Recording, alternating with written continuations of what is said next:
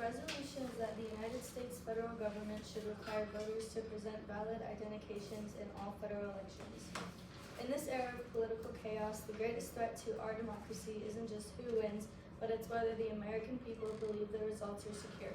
If the people can't trust the voting system, how are they supposed to know whether citizens of other countries voted trying to hurt or sabotage our country?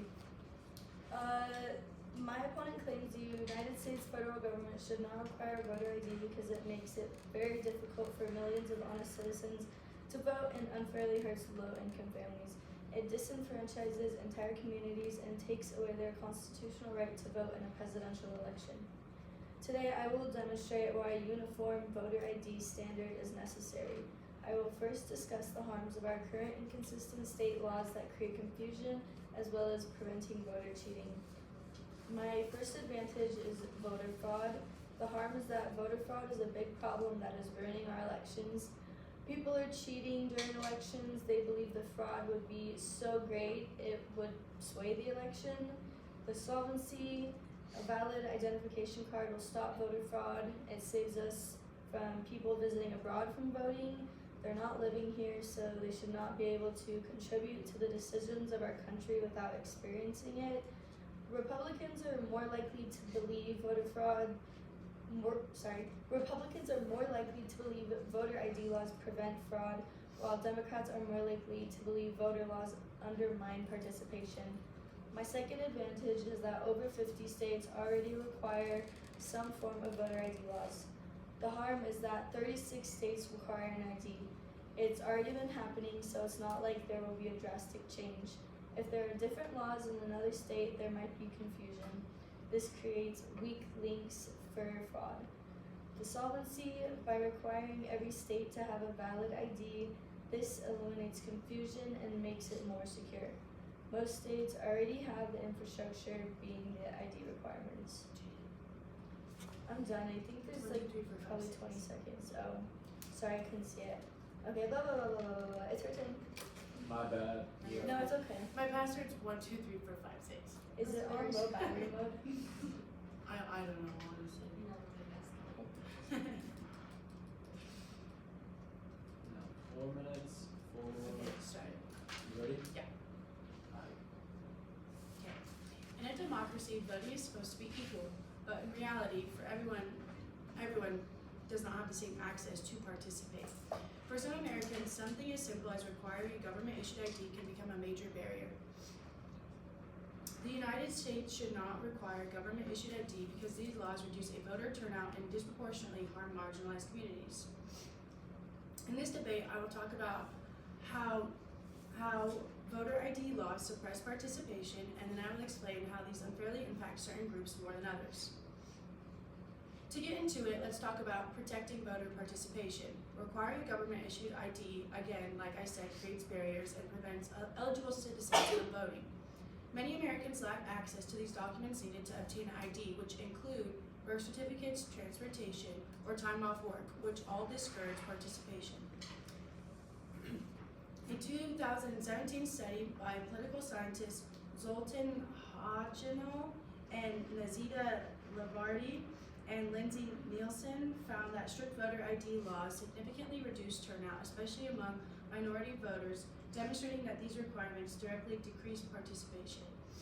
Similarly, a study from Emory University found that voter turnout finds that ID laws exclude certain groups in higher rates because they are less likely to have acceptable identification.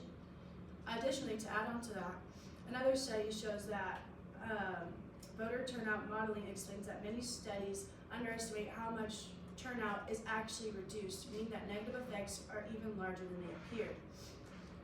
By not requiring a government-issued ID, these barriers are removed, allowing more eligible voters to participate. As Hodgkinol and a political scientist at UC San Diego and his co-authors demonstrate in their 2017 study, when strict ID laws are placed, turnouts drop, so removing these restrictions directly increase participation. Fragg's research, also at Emory University, further supports this, showing that when barriers like ID requirements are reduced, more voters are able to successfully cast ballots.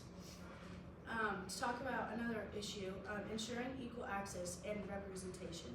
Voter ID laws disproportionately impact marginalized groups, and this creates inequality in overall throughout the voting process.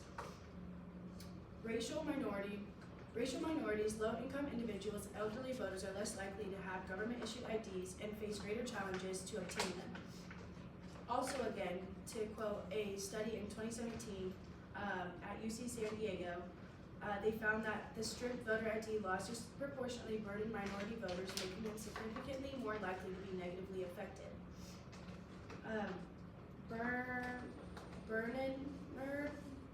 Brager, excuse me if I don't say that right, also found that minority voters are less likely to possess the required identification, which creates unequal access to voting. By not requiring, again, voter ID, the government ensures that all citizens have more equal opportunity to participate in elections. Voter ID laws suppress turnout and disproportionately have marginalized communities. For these reasons, the United States should not require a government-issued ID. At its core, democracy is about equal access. When we make voting harder for some, we make democracy weaker for everybody. Okay, that's it, Jada. All done, good job. Okay. So 2 now. Yes. You ready? Yes. Let's go. Okay, so,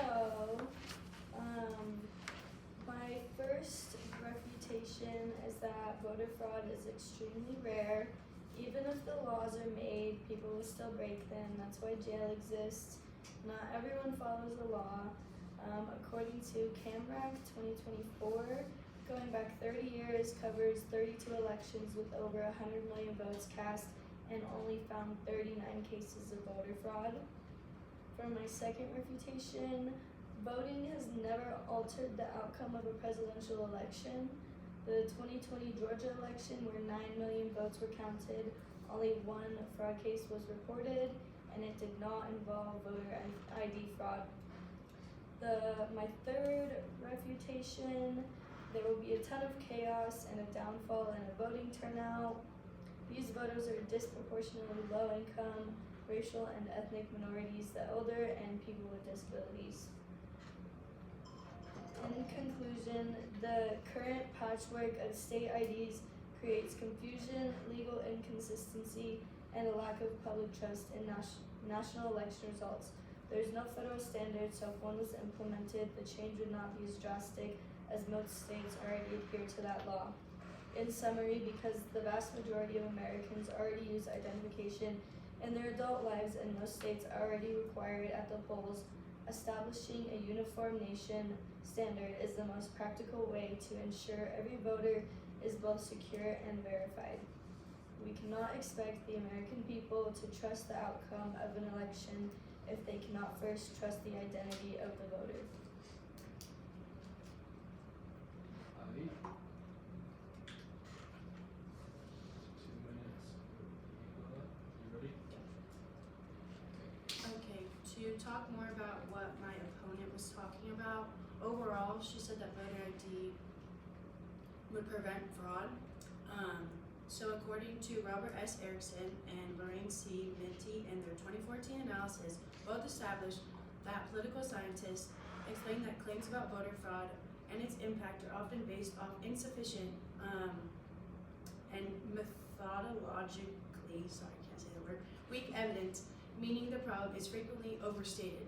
Even if fraud prevention is important, policies should be based on real problems, not rare and exaggerated ones. For example, a comprehensive investigation by the Brennan Center for Justice found the voter fraud occurs at the rate of 0.0003% and 0.025%, making it extremely rare. Instead of focusing on such a minimal issue, policymakers should be prioritizing real barriers to voting, such as lack of access to transportation, like I've talked about, long wait times and at polling places, and difficulty obtaining and requiring identification. I'd also like to touch on how voter ID laws increase the trust in elections, but according to Banks and Hicks in a 2016 study by political scientists, basically showed that the support for voter ID laws can be shaped by more underlining racial attitudes than by evidence of fraud. So overall, confidence should not come from restricting access, it should come from fair and inclusive elections. And then you just wrap it up. Is this being recorded right now? Okay, 1 minute. You ready? Yeah.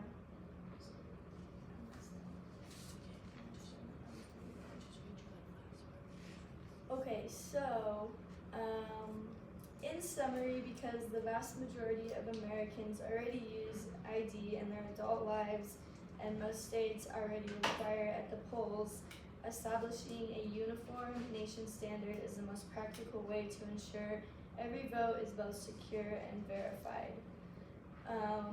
If the there's no federal standard, so if one was implemented, the change would not be drastic as most states already adhere to that law. We cannot expect the American people to trust the outcome of an election if they cannot first trust the identity of the voter. Yeah. I think that's good. Nice. Alright. Ready to tell you, and then I forgot. Yeah,